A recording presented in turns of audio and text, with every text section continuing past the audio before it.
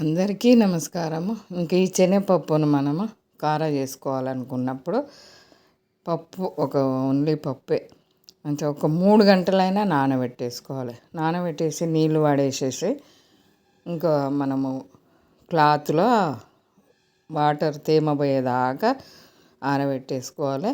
క్లాత్లో పోసినాక కొంచెం food colour నచ్చిన కలర్ వేసుకోవచ్చు, కానీ ఈ పప్పుకు తప్పనిసరి కొంచెమైనా ఇలా తేమ మీదనే ఫుడ్ కలర్ వేసేసి మంచిగా అంతా పట్టేలాగా రాసిన తర్వాత క్లాత్లో వాటర్ తేమ పోయే వరకు పప్పు నారనియాలి.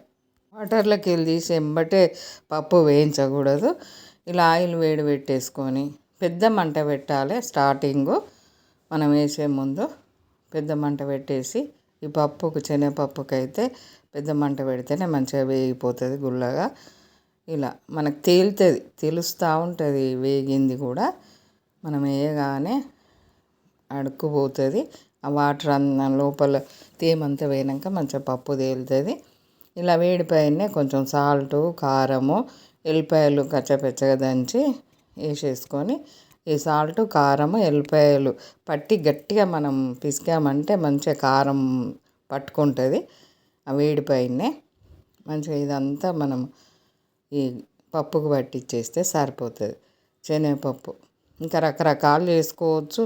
ఇంకోసారి ఇంకో రకం చూసేద్దాము.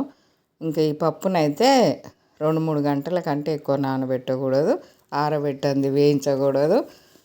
ఇలా మంచి పప్పు రెడీ అయిపోతుంది కార.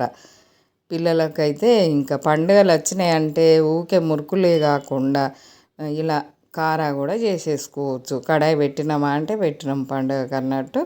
ఇంకా పిల్లలకు సాయంత్రం రాగానే స్నాక్స్ లాగా పనిచేస్తుంది. ఇందులో ఎన్నో రకాలు చేసేసుకోవచ్చు, రకరకాలు. ఇంకా ఇప్పుడైతే ఈ శనగపప్పు వేయించేసాము. చాలా టేస్ట్ ఉంటుంది ఇలా చేసుకుంటే. లైక్